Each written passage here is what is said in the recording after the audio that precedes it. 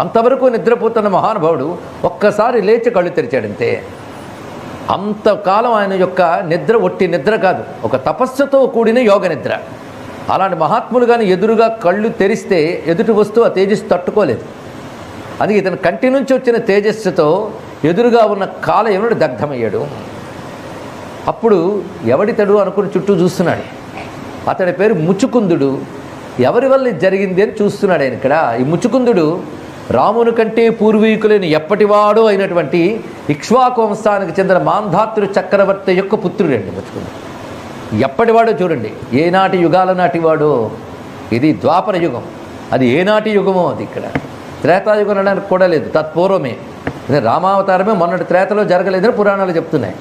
అలాంటి రాముడికి పూర్వం అంటే ఎప్పటి నుంచి ఉన్నాడో అక్కడ. ఆయన ఏమిటి ఇలా జరిగింది, వీడెవడో తగలడిపోయాడే అనుకుని చుట్టూ చూసుకుంటున్నాడు. అప్పుడు కనబడ్డాడు చతుర్భుజాలతో శంఖచక్ర గదాపద్మములతో నారాయణుడు. ఆయన నమస్కారం చేసుకుంటూ ఉంటే మళ్ళీ ఆయన రూపం పోయి ద్విభుజాలతో కనబడ్డాడు. ఆయన ఏంటి ఈయనేంటి ఎవరినయ్యా నువ్వు అని అంటూ ఉంటే అప్పుడు ఆయన మాట్లాడుతున్నాడు, నువ్వెవరు అని తన పరిచయం చేసుకోవాలి. అందుకే కృష్ణుడు అడిగాడు, ఆయన తెలియదా, నన్ను ముచుకుందుడు అంటారు నాయన, నేను మాంధాతృ చక్రవర్తి యొక్క పుత్రుణ్ణి. నేను దేవతలకు యుద్ధంలో సాయం చేశాను. అప్పుడు దేవతలు నాతో చెప్పిన మాట ఏమిటంటే, నీకేం వరం కావాలో కోరుకో అంటే ముక్తి కావాలి అన్నారు. ముక్తి మేము ఇవ్వలేము, ముక్తి దేవతలు ఇవ్వలేరు, తెలుసుకోండి. భోగములు ఇవ్వగలరు, ఇంకేమైనా ఇవ్వగలరు. అంటే దేవతారాధన వల్ల చిత్తశుద్ధి ఏర్పడి మార్గం కనబడచ్చు, కానీ సాక్షాత్ ముక్తి రాదు. ముక్తి ఇవ్వగలిగేవాడు పరమాత్మ మాత్రమే. అంటే ఆ పరమాత్మ అనుగ్రహం కలిగే వరకు నిద్రపోయేటట్టు వరం ఇవ్వండి అన్నాడు ఆయన. దీని గురించి వ్యాఖ్యానించాలని చాలా పెద్దది. అయితే అలా నిద్ర ఏదో చాలా బాగుంటుందండి అంటే, ఒట్టి మొద్దు నిద్ర అయితే తమస్సు పెరిగిపోతుంది. బాగా మాటిమాటికి నిద్రపోతే తమస్సు పెరిగి జీవుడికి కొన్ని దోషాలు సంక్రమిస్తాయి. అలాంటి తమోపూరితమైన నిద్ర అడగలేదు ఆయన. అంటే బాహ్య స్పృహ లేకుండా ఉండగలిగే నిద్ర, కేవలం అంతర్ముఖ దృష్టి మాత్రమే ఉండగలిగేటువంటి నిద్ర. అది తన తపస్సుతో సాధించడానికి చాలా సమయం పడుతుంది. వాళ్ళకి సహాయపడ్డం అనే సత్కర్మతో సాధించాడు. ఇది ఊరికిన వాళ్ళు ఇచ్చిన తేరగా ఇచ్చిన వరం కాదు, ఈయన చేసిన సహాయానికి ఇచ్చినటువంటి ఫలం గనక ఒక యజ్ఞ ఫలం లాంటిది. దానిని ఆయన పొంది ఆ యోగ నిద్రతో ఉండిపోయాడు ఇంతకాలం. కృష్ణ పరమాత్మ ఎంత లెక్క పెట్టుకున్నాడు చూడండి. అందుకే చెప్పుకున్న లెక్క పెట్టడంలో ఆయన గొప్పవాడని. ఇక్కడ ముచ్చుకుందుని లేపాలి, అక్కడ కాలయవన్ని పూర్తి చేయాలి. ఆయన లేపడానికి ఈయన పంపాడు. ఆయన లేవగానే కళ్ళు తెరిస్తే ఎదురుగా నిలబడడానికి విడిపెట్టాడు. ఇక్కడ ఏమి లెక్కలు చూడండి మహానుభావుడు. ఎక్కడో గుహలో నిద్రపోతున్న వాడి గురించి ఈయనకి ఇన్ఫర్మేషన్ ఎవరు ఇచ్చారండి? కృష్ణుడికి. అక్కడికి ఎలా తీసుకువెళ్ళాడు ఈయన్ని? అందుకే కృష్ణస్తు భగవాన్ స్వయం. ఆయన లీలలు ఎవడికి తెలిస్తే. మొత్తానికి ఆ ముచ్చుకుందుడు తన చరిత్రను చెప్పుకున్నాడు. అప్పటి నుంచి నిద్రపోతున్నానయ్యా, ఇప్పుడు వీడు వచ్చి అనవసరంగా లేపాడు అన్నాడు. కానీ పరమాత్మ దర్శనం అయ్యే వరకు అన్నాను కనుక ఇప్పుడేదో దర్శనం కాబోతుందేమో అని ఆశ. ఈయన చూస్తూ ఉంటే భగవంతుడేమో అని జీవుడు కనిపిస్తుంది, కానీ వ్యవహారమైన నిర్ధారణ కలగాలి కదా. అప్పుడు ఈయన మాట్లాడుతూ తన గురించి చెప్పుకున్నాడు. నేను వసుదేవుడి యొక్క కొడుకుని అన్నాడు. అనగానే ఆయన అప్పుడు చెప్పడం మొదలుపెట్టాడు. ఇక్కడ నమస్కారం చేసి నారాయణ అని పాదాల మీద పడిపోయాడు. వసుదేవుడు కొడుకు అనగానే వెంటనే నమస్కరించాడు. ఎన్నాళ్ళు నిద్రపోయాడు కదా, ఇంత జ్ఞాపకం ఉందా అంటే ఆయన జ్ఞాపకం పోయేటంత మొద్దు నిద్ర కాదు అది, ముందే చెప్పుకున్నాను, యోగ నిద్ర అది. యోగం అంటే జ్ఞానముతో కూడిన ఒకానొక సమాధి స్థితి, నిద్రా సమాధి స్థితి అన్నట్లుగా. అప్పుడు నమస్కారం చేసి నాకు ఇప్పుడు గుర్తొస్తుందయ్యా, ఆ రోజుల్లో గర్గమహాముని నాకు ఒక మాట చెప్పాడు. అవతీర్ణో యదుకులే గృహే ఆనకదుందిబే వసంతి వాసుదేవేతి వసుదేవసుతం హి. ఈయన యదువంశంలో ఆనకదుందుబి, ఆనకదుందుబి అంటే వసుదేవుడికి మరొక పేరు. ఆయనకు పుత్రుడుగా వాసుదేవుడుగా నారాయణుడు అవతరిస్తాడు 28వ మహాయుగం నాటి ద్వాపర యుగంలో అని చెప్పాడు. అంటే నువ్వు చెప్తున్న వసుదేవుడు పుత్రుణ్ణి అని, దీన్ని బట్టి నారాయణుడు నువ్వు. అప్పుడు నా గర్గాచార్యులు వారు చెప్పిన ప్రకారం అన్నారు. ఇక్కడ ఇత్యుక్తస్తం ప్రణమ్యాహ ముచుకుందో ముదాన్విత జ్ఞాత్వా నారాయణం దేవం గర్గవాక్యమనుస్మరన్. గర్గుడు గుర్తున్నారా? చాలా కాలం క్రితం నాడు కథ కదా. కృష్ణుడికి పేరు పెట్టిన మహానుభావుడైన ఆయనట. అంటే ఆయన అప్పుడు వాడు చూడండి. అందుకు మహర్షుల యొక్క వయస్సులు, ఒక వశిష్ఠుడు, ఒక విశ్వామిత్రుడు, ఒక వాల్మీకి, వీళ్ళ వయస్సులు మనం చెప్పగలవండి. ఎప్పటివారో వారు వేదర్శులు వాళ్ళందరూ. గర్గ మహాముని ఈయన అపార కృష్ణ భక్తుడు. కృష్ణుడు పుట్టక ముందే కృష్ణ భక్తుడు. అంటే ఆయన ఏంటో తెలుసు, ఆయనకి పరతత్వాన్ని ఉపాసిస్తున్నాడు. ఆయన ఈయన తెలుసుకున్నాడు. అందుకే ఈయన ఒక భాగవతాన్ని రచించాడు. చాలామందికి తెలియని అంశం, గర్గ భాగవతం అని ఒక ప్రత్యేకమైన భాగవతం ఉంది. అయితే అందులో కేవల కృష్ణ కథే ఉంటుంది, మరొకటి కాదు. కానీ ఈ భాగవతం అంత ప్రమాణంలోనే ఇంచుమించుగా ఉంటుంది. అత్యద్భుతమైన భాగవతం అది. కృష్ణతత్వం యొక్క అనేక అంతరార్థాలు అందులో మనకు తెలుస్తాయి ఇక్కడ. ఎందుకంటే శుకుడు సమాధి స్థితిలో చెప్పాడు, గర్గుడు మాత్రం అందరి కోసం అందరూ ఆంతర్యాలు బయటకు పెట్టాడు. అలాంటి గర్గమహాముని అప్పుడు చెప్పాడు. అంటే ఎప్పుడు మాంధాతృ చక్రవర్తి కాలన్నాటి ముచుకుందునికి అప్పుడు గర్గమహాముని చెప్పాట. దీన్ని బట్టి ఋషులు కాలాలు తెలియాలి. అంటే అప్పుడు కృష్ణ పరమాత్మ సంతోషించి, నాయన ముక్తినిచ్చేవాడు ముకుందుడు నిజమే, నీకు ఇస్తాను కానీ నీకు ఇంకొక జన్మ ఉందన్నాడు. ఒక్క జన్మ అంటే మాత్రం సామాన్యమా? ఒక్క జన్మలో ముక్తి కూడా అంత తేలిక కాదండి. అందుకు ఒకసారి నారదుడు తిరిగి వస్తూ ఉంటే ఒక భక్తుడు అడిగట్ట, నా గురించి విష్ణువు ఏమైనా చెప్పాడా అని.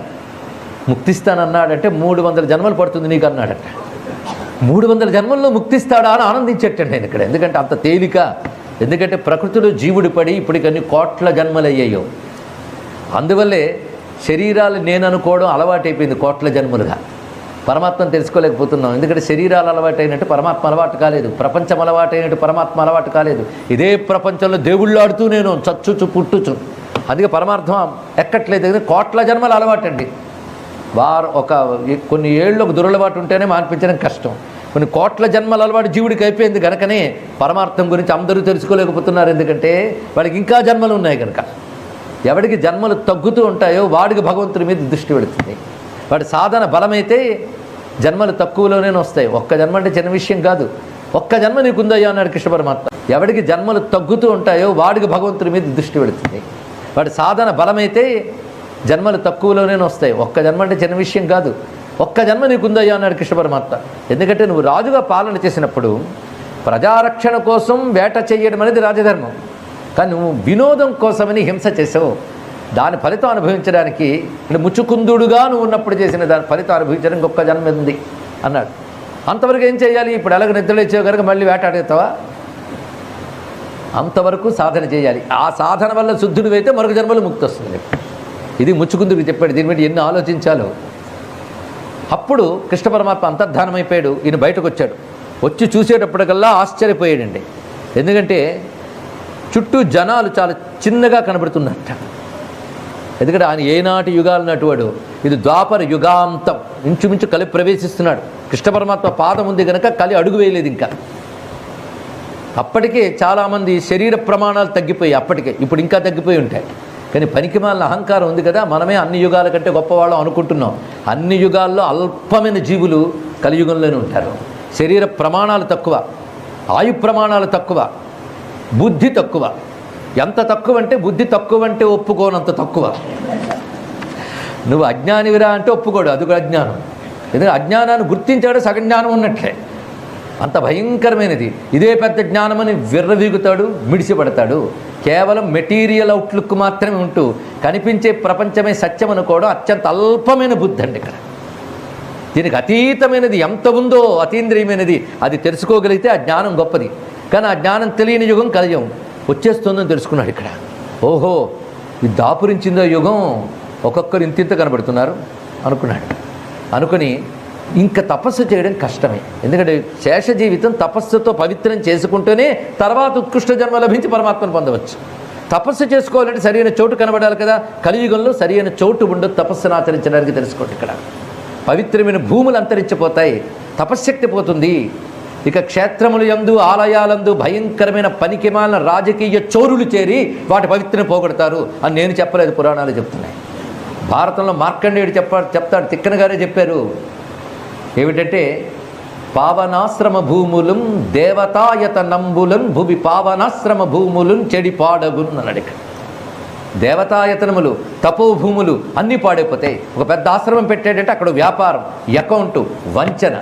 ఈనాటి కాలం వాళ్ళకంటూ సనాతన ధర్మాన్ని భ్రష్టు పట్టించి అసంప్రదాయ మార్గాలు ఎక్కువైపోతాయి కలియుగంలో.